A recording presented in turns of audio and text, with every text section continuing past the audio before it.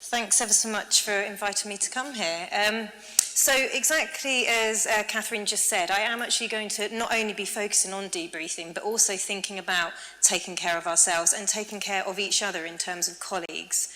So it's really important that we do this if we're going to be able to deliver effective debriefing, but also if we're going to be able to benefit from actually receiving a debrief after a significant incident. So at the moment, we are very much working in a very pressured NHS environment.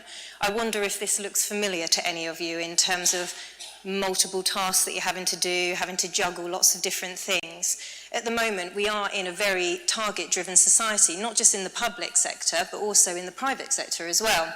And actually, all of these demands that are being placed on us can affect not only our working life, but also our personal life.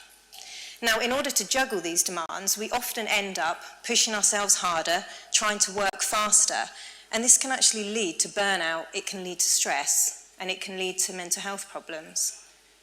The difficulty that we have is that actually, is it safe to say that people do want more for less? Okay? So this is why we have these increasing demands, and we end up finding ourselves having to work at like 110%. We have to deal with all sorts of different things in a day, particularly in emergency care. It may be loss, it may be death, conflict.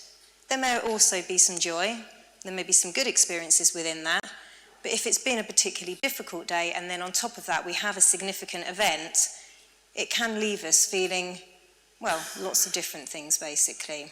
It can almost be like the icing on the cake. So what we can find is that often this to-do list, it just keeps adding up. And I guess I'm here to ask you, sort of, where are you on that to-do list? And to start to think about that. Because not only are we dealing with the busyness around us, it's a cultural thing as well, it's not just in the NHS, but we're also dealing with the internal commotion that goes on in terms of our thoughts, the things that we need to do, the things that we want to do, but perhaps haven't been able to do. And actually, all of this can mean that we never actually have the opportunity to just be still and just stop. So that's what I'm going to start this presentation by doing, just inviting you to actually just stop. Okay? So if you are playing on a phone or you've got anything in your hands, then perhaps put that down and just take a moment to just breathe. It's very rare that you get time out of your working days. You know, you've come to this meeting. Let's just take a moment and just focus on the breath. This is something I hope that you're all familiar with, given that your line of work. So just focus on the natural rhythm of your breathing.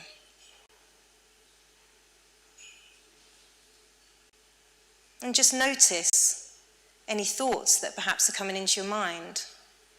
What on earth is she doing? Or I need to do this? Or why did I come to this conference? Yeah? Let's just notice those thoughts, acknowledge them, and let's see if we can just let them go and refocus. Are there any emotions around? Physical feelings? Are you up like this today? Or are you relaxed? Restless legs, feeling like you need to go somewhere? Or do they feel heavy? So just checking in, observing, and just coming back to the stillness of the breath, the anchor to bring you here, the present moment. And then we'll just proceed. Such a simple thing to do, but how often do we do it throughout our day? Okay. I'd really like you, if you take absolutely nothing else from this presentation, to take that. Try it. I invite you to try just stopping a couple of times in your day to just check in with what's going on with yourself. Because in order for us to take care of ourselves, we have to notice what's actually going on. And actually by checking in, we've then got more choice about what we do. So rather than acting reactively on impulse, we can actually make a conscious decision of how we want to respond in a situation. So this would be my first thing to invite you to do. Step off that treadmill and actually, just see how it feels. Ultimately, as clinicians, in order for us to be able to take care of our patients and in order for us to be able to, I suppose, be the best version of ourselves, I guess, for our colleagues, we do need to look after ourselves. And part of that is actually putting our own oxygen mask on first and building resilience so that we can face the challenges that we have every day. So that's what I want to sort of speak a little bit about now, this idea of putting the oxygen mask on first. So cultivating resilience is actually one of the best ways that we can protect ourselves against the effects of stress and trauma, or even just life events in general. But what is resilience? I mean, I've put a definition here, it being the ability to recover from setbacks, adapt well to change, and keep going in the face of adversity. And you can see how a cultural kind of misconception can come around actually as a result of this, because it almost makes you think that actually what you need to do is just endure. But actually resilience is based on restoring, recharging. That's what's really important. And that's why I wanted to bring up Robertson-Cooper model of resilience, because he looks at like the personality traits basically that are important in determining the level of resilience that we have. So the first part of this is actually building confidence through protective reserves, so good self-care. So the idea is that the ability to be resilient under stress is that we have to have sort of emotional and physical reserves that we can draw upon. So basically it's basic self-care, but it's our responsibility to make sure that actually we make sure that we do look after ourselves. First thing, as I did a minute ago, is just checking in with when we are feeling overwhelmed and feeling stressed, noticing the symptoms. We do know the symptoms of stress, but do you know your own symptoms? Is it for you the racing thoughts? Is it the anxiety or feeling completely overwhelmed? Is it that you get headaches? Is it that you sleep more, sleep less, eat more, eat less? So just noticing our individual signs actually is the first part. Even that sort of having a mild acute stress, we know, you will all know this in the room, that it can affect our judgment, it can affect our ability to make decisions. Therefore, it can affect how we are with other people, it can affect our interpersonal skills, our empathy, things that are important in trauma and in emergencies. It's not really rocket science, this. But actually, good self-care, going back to basics, just eating well, sleeping, things like that, and actually getting that good work-life balance, getting sort of hobbies, interests, developing coping strategies. Often we know it, but we don't actually apply it. And it may be that in a busy day, that actually, because you are so busy, that you do need to give something up, maybe some responsibilities that you've taken on in order to be able to self-care effectively. So when we're thinking about developing coping strategies, I'm sure many of you have heard this buzzword of mindfulness. Has any people heard of that? It's something that's talked about a lot. Mindfulness has been something that's really talked about at the moment to be helpful in terms of managing stress.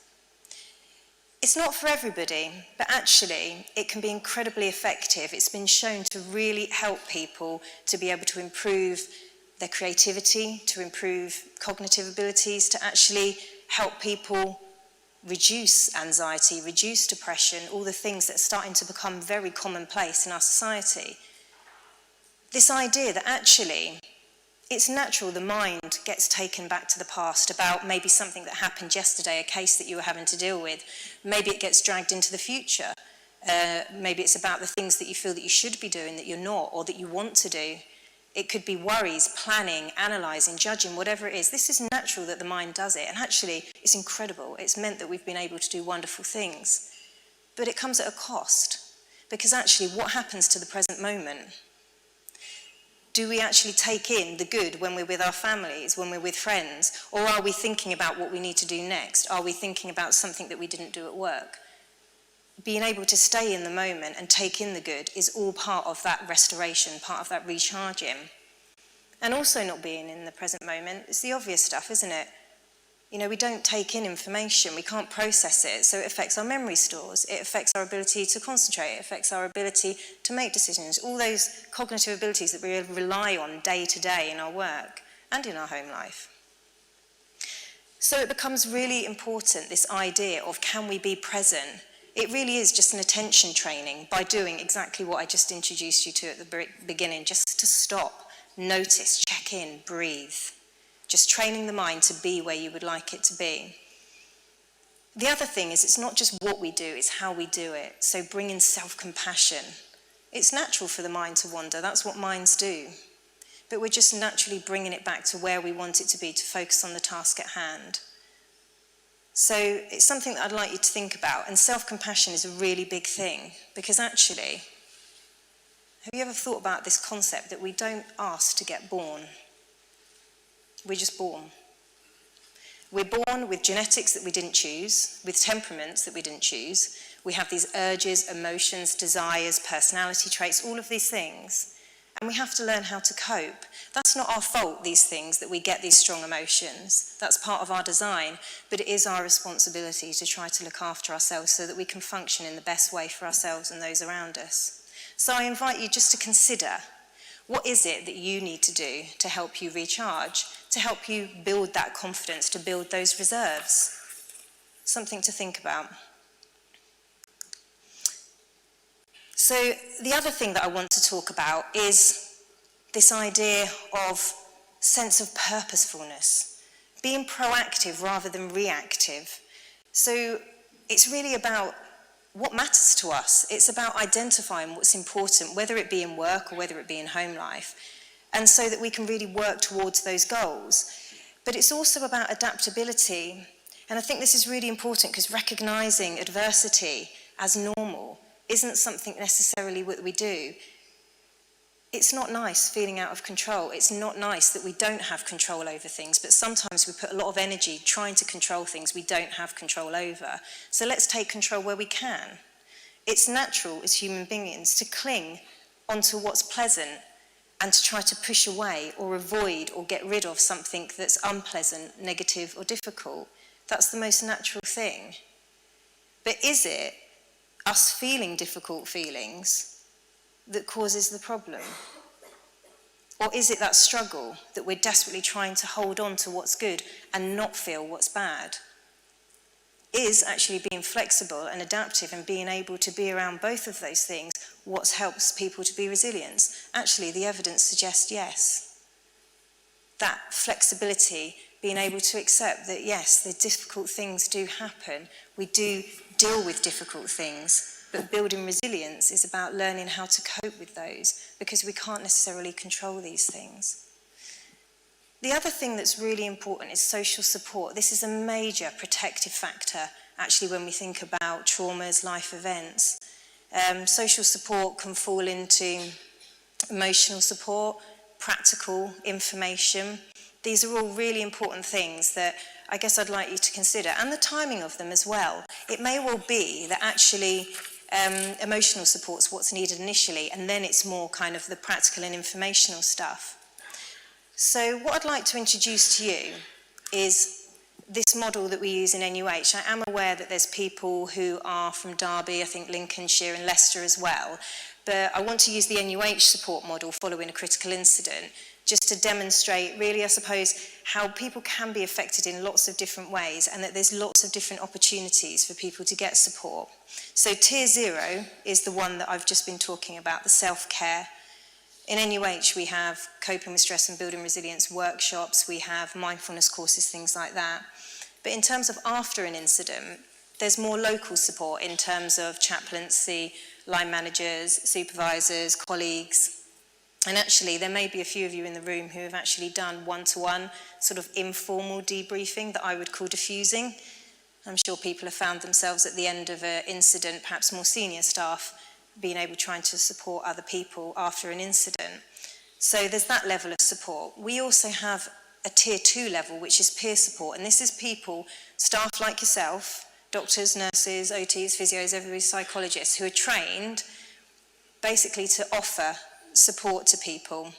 Now, they're not counsellors, they're not doing a psychological intervention, they're literally just being available to give somebody a space to talk. It's also external, so it would be someone who isn't in the department, so you would support in different departments, basically. However, that's only for 1 or 2 sessions, so basically, if you need more support, you would then go up to the expert support, which is tier 3. And what I mean by that is your internal support in terms of like occupational health, and then we have an employee assistant programme, and I'm sure there's equivalents in the other trusts. We have Health Assured, which is actually a 24/7, you can access it via internet or telephone. It's counselling, but it's also debriefing.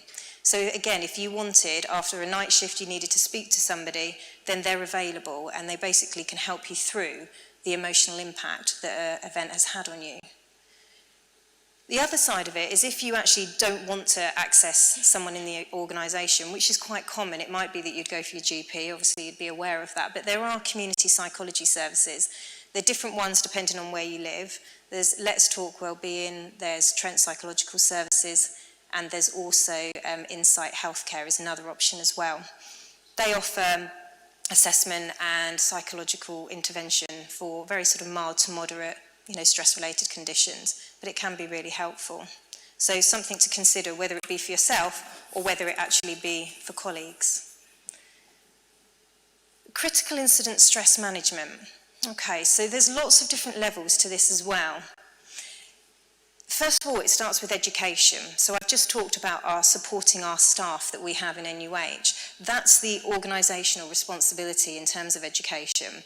We actually have little video clips that people can access if they want to, about patient safety incidents, but also about what the role is of a line manager and a supervisor, about the common reactions following an incident. An assessment should be conducted within 24 hours, which I know probably does feel quite a push when things are very busy, but that would be more senior staff assessing what's the need here. Does there need to be a diffusing session? The diffusion session itself, it may be registrars who do it, it may be consultants, it may even be some of the junior staff, depending on the situation. It's an informal debriefing, and this would always take place within 24 hours. They do suggest within 12 hours, but I'm sure you can imagine practically sometimes that's very difficult, and I'm going to talk a bit more about that. The next level up is peer support debriefing. This is a more formal debriefing that actually takes place in after 72 hours to 14 days. This would be someone who's trained in this way of intervening, and then follow-up sessions would be arranged, and also onward referrals to specialist support where appropriate. So I want to talk to you a little bit about the diffusing sessions, which should probably be more what you will be accessing, perhaps delivering or benefiting from. I do have some detailed information of sort of what questions to ask, and actual scripts, to be honest, what you can use in this session, which I have said to Catherine can be disseminated to you if you're interested. So in terms of when and how you do it, this is not an operational debrief. This is not you trying to work out what went wrong or anything like that. This is very separate to that, okay? What this is about is offering peer support. It's about offering social and practical support, about talking what happened and the impact that it's had on the individuals or as a group. And basically, it's really helpful if you can complete it at the end of a shift. Sometimes that's not possible. But the idea is that we want to complete it when the people involved in it are actually still there. So that's why end of shift is the best time to do it. But sometimes it does have to happen actually later. So it might be at the end of a night shift, you're not able to do it, and so you do it the next time people are on. But again, it's making sure that everybody's present. And it's also making sure that you have a space that's private and that you're not going to get interruptions. The problem that we have is that if you're talking about confidential information, it's actually quite difficult to talk openly, isn't it? If you're going to get called in, I just need you to do that, I need you to do this. And again, that can be quite difficult to facilitate. So you have to really sort of plan and think about how you would be able to manage this in the areas that you work. So in terms of, in addition to those practicalities, what you actually do and how you do it, there's basically a structure of the introduction, exploration, and then information. That's how it works. Some of you may be very familiar with this. It may be something that you already do. Others may be like, well, I do something, but I'm not sure it's necessarily this. So hopefully it'll be of interest. And for those of you who would just be receiving it as opposed to facilitating it, it's still incredibly useful. The introduction is really introducing the purpose of the session and talking about confidentiality, but it's also making sure that people are aware of the duration. It does usually last between sort of 15 and 20 minutes. I've put 60 minutes on the slide because in my experience that never really happens. If you've got a large group of people, it's much harder to do a short one, but if you've got a couple of people, then actually it can happen in a short space of time. In terms of the exploration, we're interested in what happened from people's perspective. You know, what sort of was their role? What was their involvement? We really want to know the facts and putting it almost in like a sort of chronological order, almost creating like a narrative of what happened from everybody's perspective from different angles, because people would have come in at different times and been there in different moments. So it's really creating that space to be able to talk about the incident in itself. But it's also noticing, you know, what were the thoughts that went through your mind when the incident occurred? What was your first thought? And this is really important because actually, if somebody has a thought that this is my fault, it may be that through the debriefing they realise that, oh no, actually this happened before you did that, so it wasn't related to that, it was this. And so it's really important knowing what people think. And it's really important being aware, what did they feel was the worst part of that incident? What do they feel the emotional impact has been? So this becomes a really important part of that sort of informal debriefing, the diffusion. The other part of it is, and this is where I think it becomes really important, is almost having enough knowledge really in yourself to actually provide information in a diffusing session about what the common reactions are. The thing is, for some people, they won't be bothered at all, actually, and some people can go through multiple incidences, they're incredibly resilient, and they're not affected by it. But even some people who are probably the most resilient people you think you have in your team can be affected by some things and surprise you. It's not a weakness to be affected by something, it's just being human. And I think this is the really important part, is thinking about those common reactions, that actually you may feel a whole wealth of things. Shock, may feel upset, horror, fear, anxiety. And it can impact on us cognitively a bit, actually. It can lead us to perhaps not feel so cognitive in our, competent, I guess, and confident, actually, in our role. We may just suddenly feel a bit doubting of ourselves, actually, and anxious about things that we used to do, our day-to-day duties. That's a normal response after a difficult situation, and usually it passes within time. You may not even feel particularly satisfied with your job for some time, actually, as well. That's another common reaction that people can have. People may find that they sleep a bit more or sleep less. Maybe they're disturbed by nightmares or things about the actual incident, or they keep thinking about it. Some people may feel that they can't talk about what happened, whereas other people may find that they can't stop talking about what happened.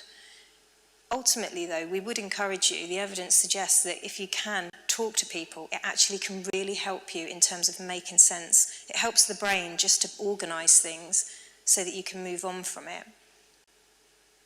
The other thing is sometimes people do find themselves not wanting to think about it, and so just pushing it to the side. The one thing that we do know is that thought suppression is actually counterproductive. If I ask you all not to think about a pink elephant for the next couple of minutes, I can assure you, you're going to think about a pink elephant, okay? This is just the way the mind works. It's like a big beach ball that you put into water, it keeps coming back up. So actually just allowing our thoughts to come and go, as hard as it is, just acknowledging them and letting them go by is the most helpful thing that we can do. It is natural to want to avoid things as well in terms of a behavioural sense. You may find yourself actively avoiding certain jobs that were related to the incident, but usually that does pass in time. And if it doesn't, it may be that that individual needs a bit of support, that you yourself might need a bit of support. Okay?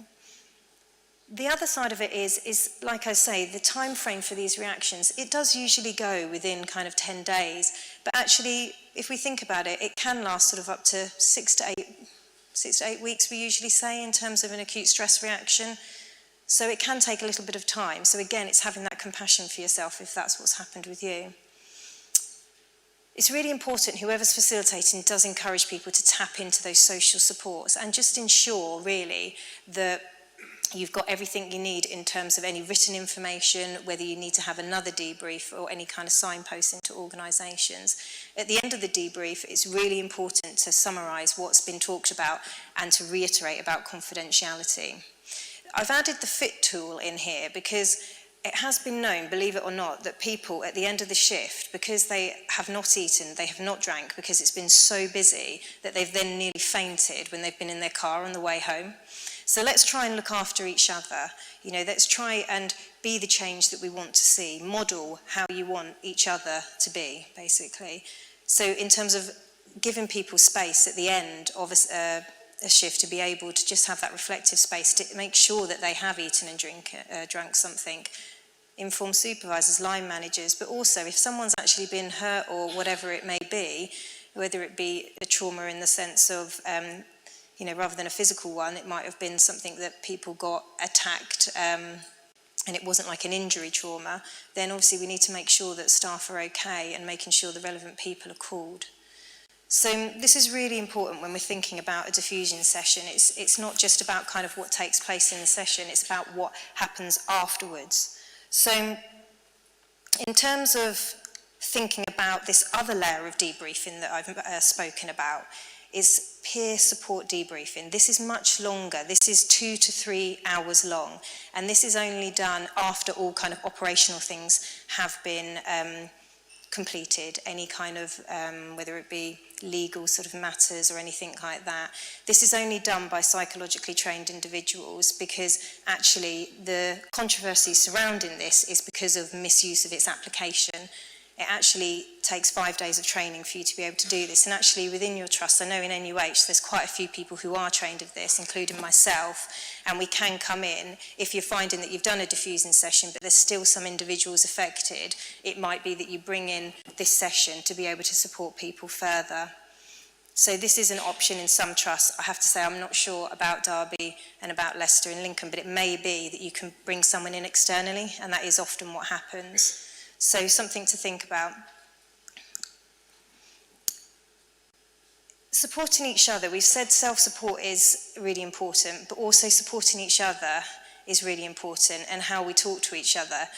I know this probably seems really obvious, but actually when someone comes to you with a problem, what's the first thing that you want to do instinctively? It's usually fix it, isn't it? You want to give answers, you want to make sure that they're okay, and that's the most natural human thing to do, actually.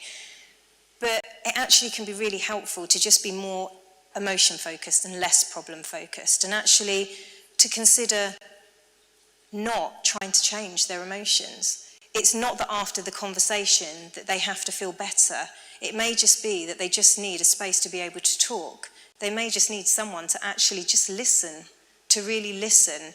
You know, I've put active listening down, but the reason why I've put it down is because it's amazing how much we don't do that, how much we're so distracted by other things that are going on. So really be with the person, empathise, you know, try to put yourself in their position. Yes, you may have been in the incident as well, but what was it like for them to go through what they went through?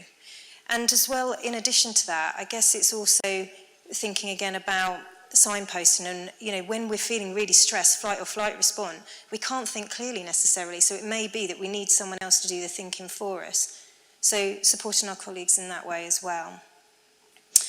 I've just added, just as a last thing, in terms of self-care resources, the Health Assured programme that we have in NUH. I've also put a couple of mindfulness resources and also just a bit of evidence in case you do want to do some reading about it. I've also put the community psychology services that are available because they are different in different places. But you can find them on the internet, you can self-refer, you can be referred by your GP. And the wonderful thing, I suppose, about the community psychology services is that they're external to your trust, so it's not like you would necessarily be dealing with anybody that you know or anything like that.